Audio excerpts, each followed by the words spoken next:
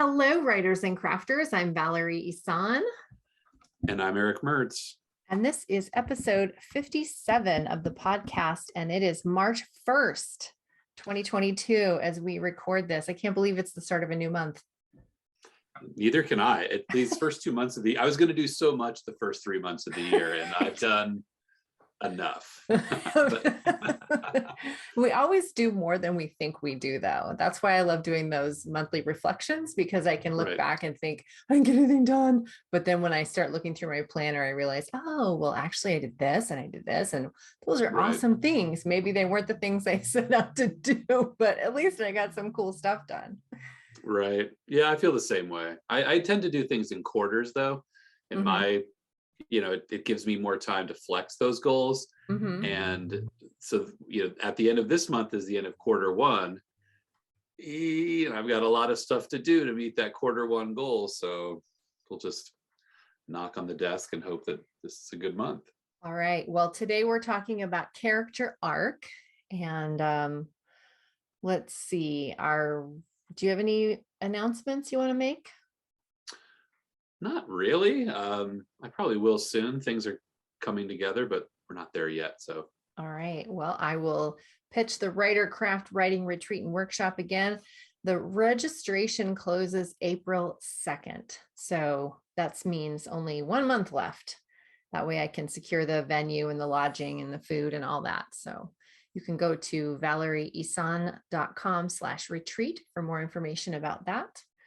And patreon.com/ValerieIsan for as low as $1 a month. You can get a shout out on the podcast, and you can make announcements too.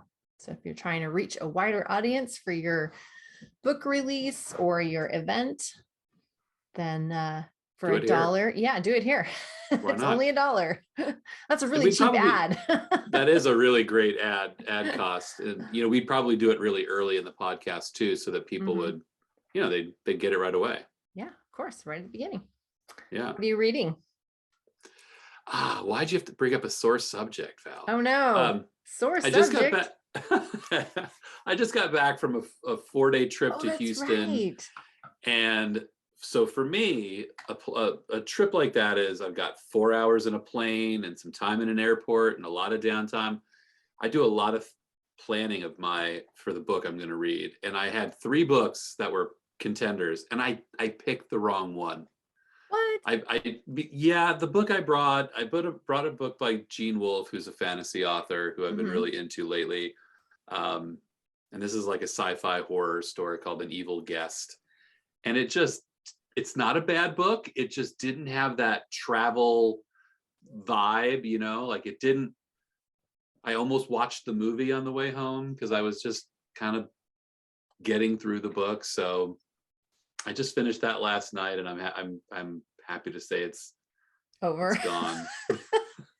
It just wasn't a travel book. I needed a travel book. I grabbed the one in my stack that wasn't. So I always bring lots of books with me, more than my carry-on is comfortable with. But yeah, I usually have a journal and, something light, like a mystery novel or, something like that. And then also maybe the book I'm reading, or maybe a nonfiction book too. So I usually have this last trip I took, I was smart and I brought my e-reader, which has loads of different options on it. And then I also brought the a paper copy in case for some reason there was a layover or, and I didn't have, what if my battery ran out, then I'd have no books, So battery panic. Yeah.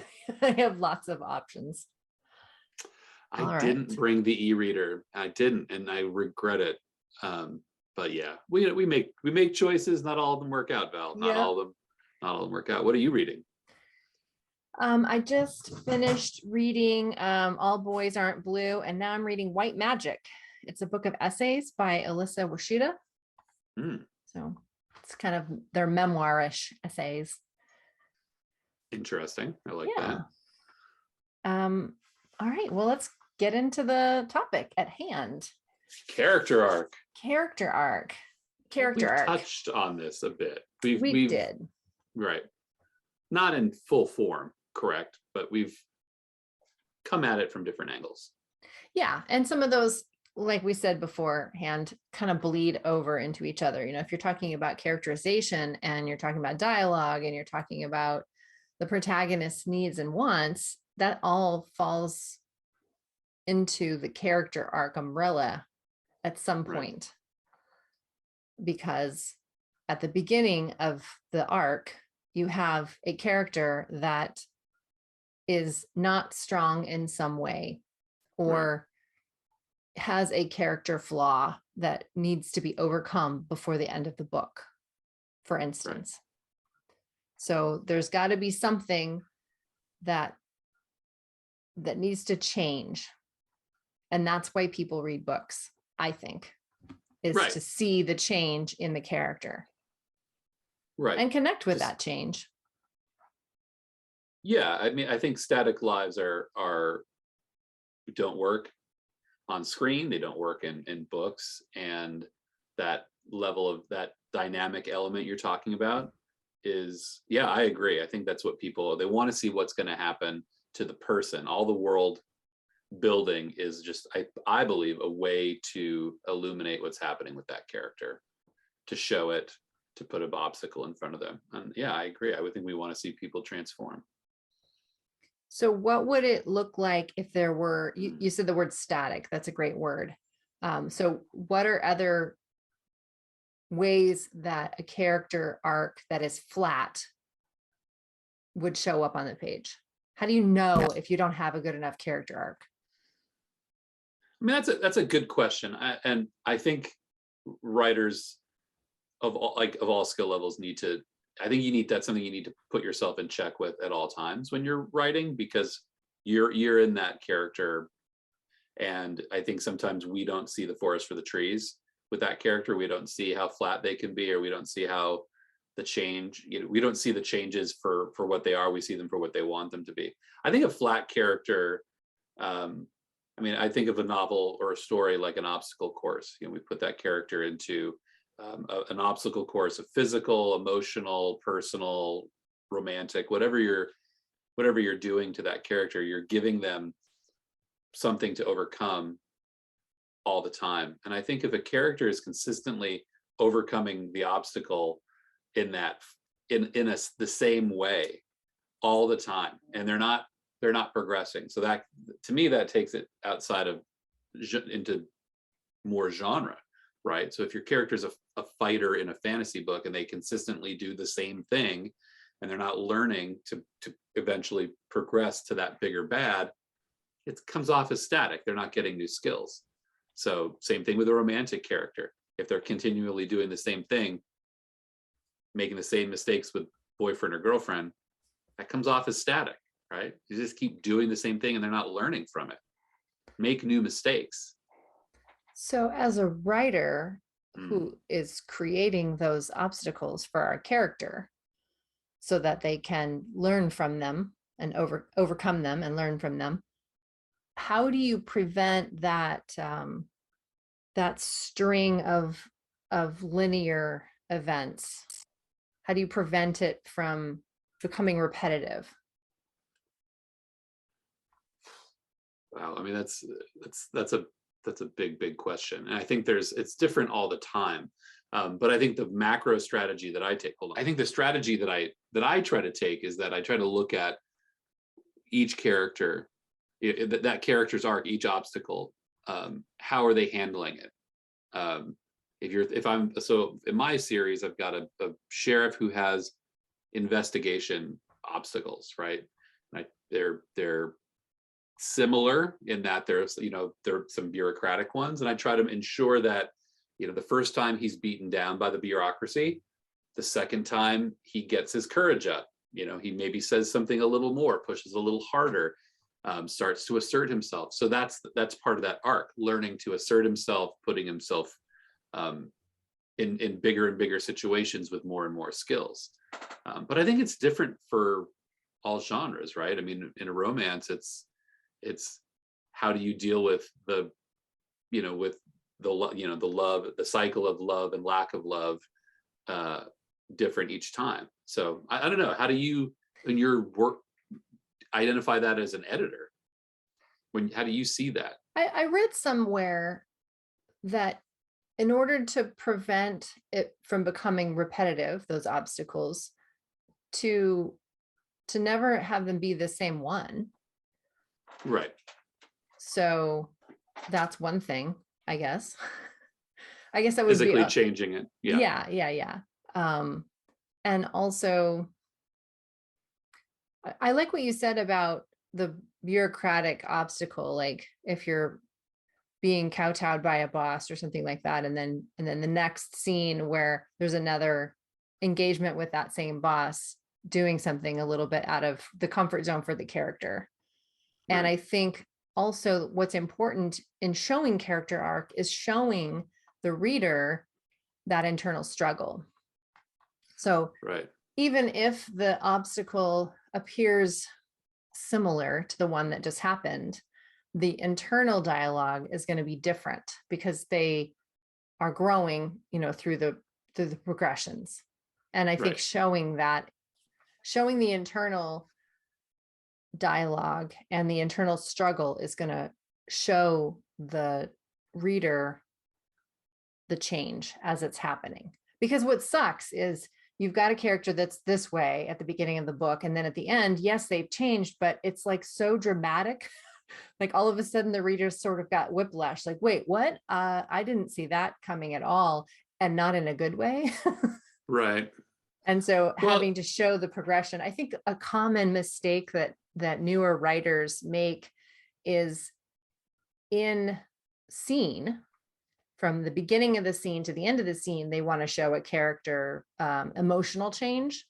And they do that more with words than the internal dialogue or internal like physical changes that are happening in the character's body. For instance, if they're right. going to get mad in the course of this conversation with someone, then we need to see, the reader needs to see that change, on a micro level as it's increasing in anger or Right. frustration, so that it doesn't just have the character yelling at the end of the scene out of nowhere, like that just isn't believable in that way. Right. So I think that internal dialogue is really important in showing that struggle, and then in turn shows that character arc. Right. Something you yeah, it absolutely does. Something you just said, I like the idea of that jump, that whiplash feeling. Mm-hmm. I've met I've met characters in books that I've worked on who give me that whiplash feeling. Mm-hmm. And I often will look at that and say the character changed because the writer wanted that change, Uh-huh. not because the character wanted that change.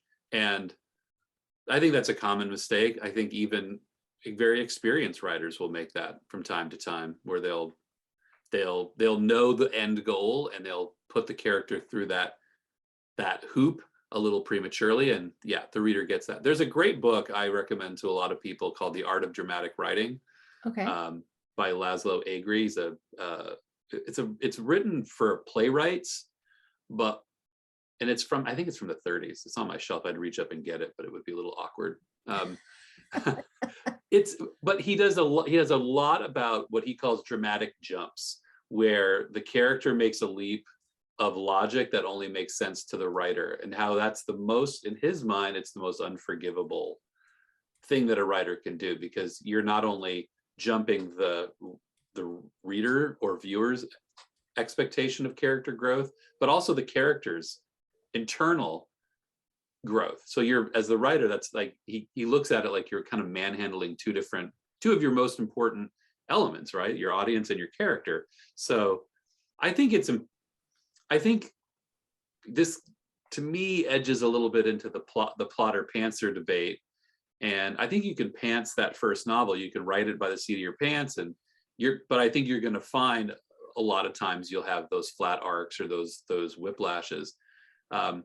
One way or another, I think you're either going to you have to sit down and plot out what is that character arc? What is it going to look like from, what is the first obstacle versus the fifth obstacle strategy and execution? And I love what you said about the internal element to that too. You can show that in, whether it's a fight physical or it's a fight internal, you have to show it differently in all those times. So also in real life, which is more boring than fiction. Is it? It is. It's way more boring. In real life, when we are the characters and we're on our own arc through our lives, if we hit a place where we're on an upward trajectory and things are going great and we're learning and we're feeling like, okay, I got this, and then there's a setback, and then there's some self-doubt and all the stuff that happens there, and then we think, okay, no, and we pull ourselves up again and we keep going, and we're learning these lessons that we need to learn. So in fiction, sometimes I have a hard time showing that setback, that normal setback, because I don't feel like it's believable to just be like, oh yeah, I'm learning and learning and learning, and then surprise, at the end I have this wonderful life. Goal accomplished. Right. And so I want to show the character, hitting those like roadblocks and getting those setbacks, but I also worry that I'm irritating the reader, and the reader has a different kind of tension than I want them to have. Meaning, are they irritated that the character is making the same mistake again, or is irritated that, okay, they were so close and now they're back to the, I hate that they just made that decision. Do you know what I mean? Like, how do you how do you prevent the reader getting irritated at your characters and still showing a true to life like progression and arc? I don't know the answer to that.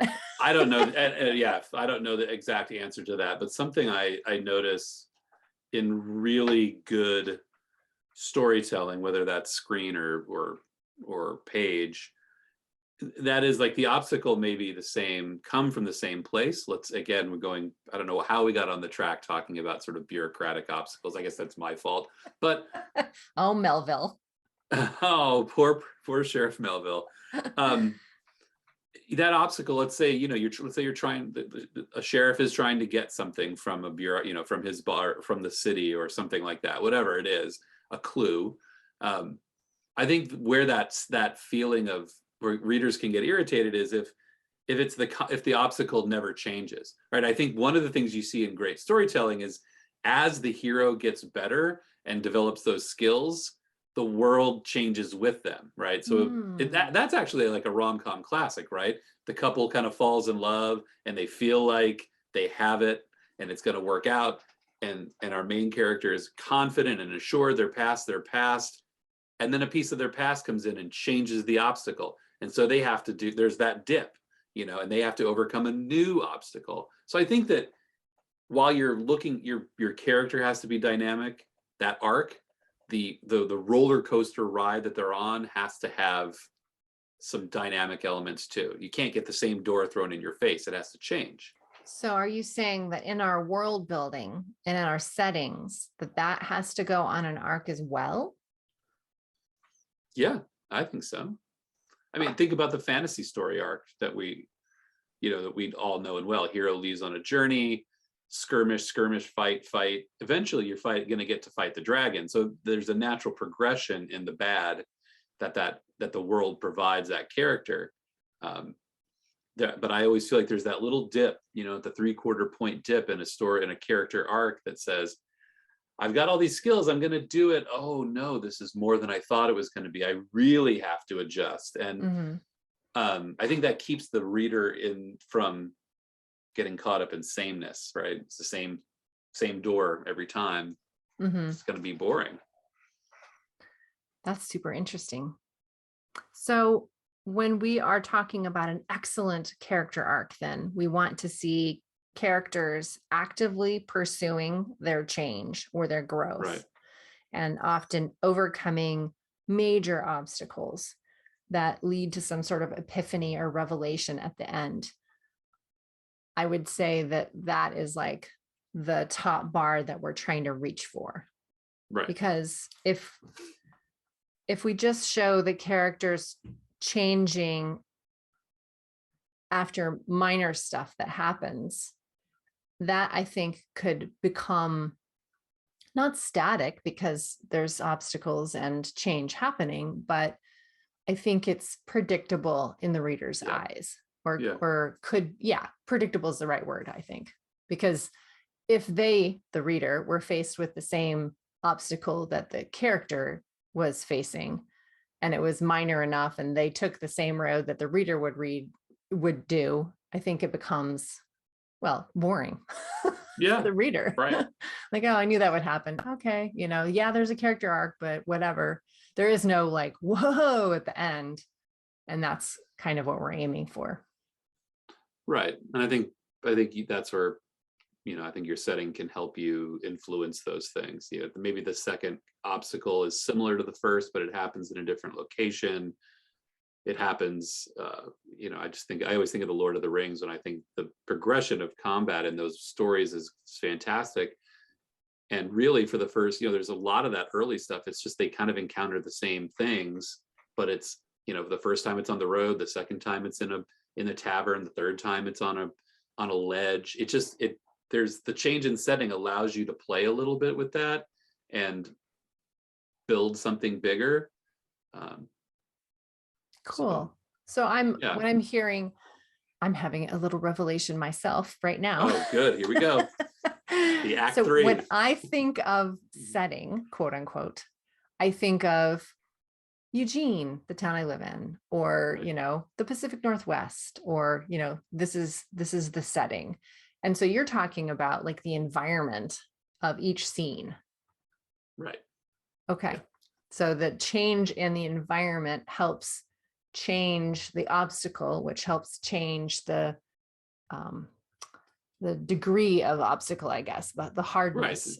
The degree of difficulty, right? Yeah. It's just a slight to go and, I'm writing stories that have procedural elements, and I try to vary, the first interaction might happen in the sheriff's office, which is a nice home, safe place, right? It's his environment. But that second interaction, while it might be similar, I try to put it in a different place. Okay, well, now it's out in the community. He's safe. Off of work. He's not as safe, and so there's new stakes. So I feel like you can throw different similar obstacles, but with different wrinkles, and to show that gradual, like you said, it's a natural progression. It's not a whiplash thing when 50 pages later, the person is capable of dealing with that obstacle and moving on. You've seen them deal with it little by little. And then showing their fallback, not their fallback. What is the word I'm looking for? When they take Reflection. 2 steps forward and one step back, right. Like when they mess up, right. And they think, crappy thoughts about themselves. So showing that, like, I can't believe I did that again. And I told myself I wasn't going to do that, and blah, blah, so showing that internal struggle, I think also makes those, makes the progression or lack thereof more believable. Right. So now let me put you a little bit on the spot and ask, well, come on, I wouldn't be cruel about this, but so in the interest of in the interest of full disclosure, you ran a story rubric on my latest book. And one of the critiques you came up with that has been incredibly helpful was sort of a lack of that internal processing, that post-scene, pre-scene processing the character goes through that shows the arc developing. So can you talk a little bit about that? Because that's a place I'm growing into, getting more of in my stories and working it in. But can you talk about what a manuscript feels like when it's missing those things? Does that give you a static emotional feeling? Is that what you get from that, or? Mostly unbelievable. And also a lack of connection with the character. I think that as a reader is super important to me. If I'm going to spend, 13 hours reading a book or something, I want to know that it's worth it. I want to make friends with the person I'm reading about, or I want to imagine myself in their stead, or, I want to fall into this world. And if I don't understand the character's motivation, or if I don't know what they're thinking, or if I don't know why they made that choice, I don't feel connected.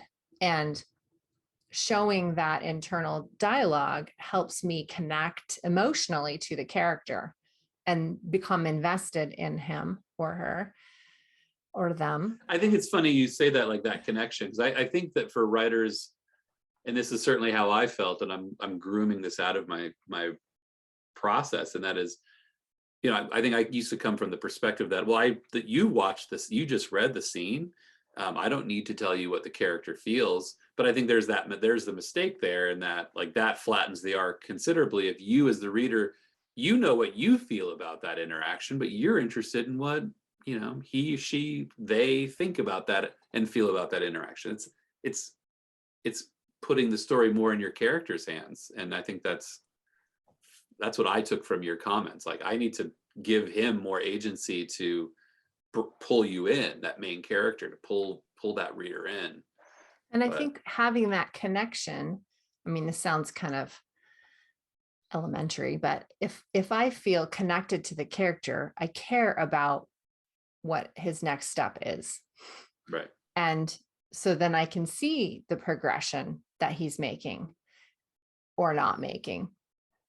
If I don't feel connected, I actually tend to skim a little bit. You know, I want to finish the book. I want to see what's going to happen, but I'm not really invested in the person, the character. And so I'm kind of skimming. And so then that makes the character arc a little flatter and more surprising in a not good way too. Like it becomes unbelievable. You know what I mean? And that's, yeah, that's a reader default, I guess, that happens to me. If I'm not invested, I kind of skim, and then I'm like, you know, I can't really see the character arc because I never really took the time to get into the character's head. So if the author makes that clearer, then I'm more invested. I don't know if that is a fault of me as the reader. I don't think so. And I just, you know, we started out this podcast where I was kind of griping about a book, and I think that's part of what there was so much that the motivations were so, and feelings were so obtuse, and the story was a lot of, first 3/4 of the book were almost all dialogue, and it was just a lot of posturing. And I got to a point where I was just like kind of skimming, and I had the book open and I was reading it, but I wasn't really engaging it. So I think what you're saying, and this is an epiphany for me, is that a flat arc harms you as a writer two ways. The story is weak, but it makes the story weak. It makes the character feel weak, but it also empowers the reader to not engage with the book. Yes. Which, yeah. So they're either going to put it down or they're going to skim it, which is actually a little more frightening, because then they'll finish it and not like it, and then they'll put up that review. That makes sense. I mean, I really do. I think that makes sense. All right. So we're leaving this conversation on character arc with the knowledge that we want to have the shape of the arc as opposed to that flat linear line of episodic events. We want to see a growth, not only in the character, but also in the challenges the character faces. Right. And I think you also this is something to say to whatever experience level we're at. It's like, it's a matter of intention. I don't think you can accidentally stumble into a well-groomed character arc. I think you have to, at some point, map it, see it. Even if that's after you finished writing the whole book and you go back and think, I don't see this. I need to put something here and I need to put something here, and that'll make it all better. Right. Pantsers work. I mean, that whole, I know a lot of people who write great books pantsing, but I just think that means you're plotting that arc after writing that first draft. Yeah, for sure. All right. We should have a podcast about that. The plotting versus pantsing debate. We should just talk about it. Okay. It comes up all the time in my head, and it comes up all the time in the community. So anyway, for future episodes, we'll talk about this. All right. Well, thanks for chatting with me about character arc today, Eric. It was a blast. Yeah. Thank you gave us both something to think about. Yes. Yeah. I'm coming out of this with something entirely new, actually. Cool. All right. Have a wonderful week, and we'll see you next time. See you soon.